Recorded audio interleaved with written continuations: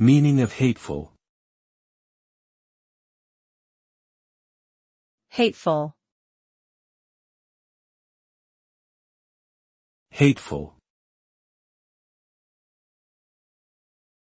Hateful. Hateful. The word hateful is an adjective used to describe something or someone that is extremely unpleasant, causing intense dislike or hatred. It is often associated with a feeling of animosity towards a person, group, or thing, and can be expressed in words, behaviors, or actions.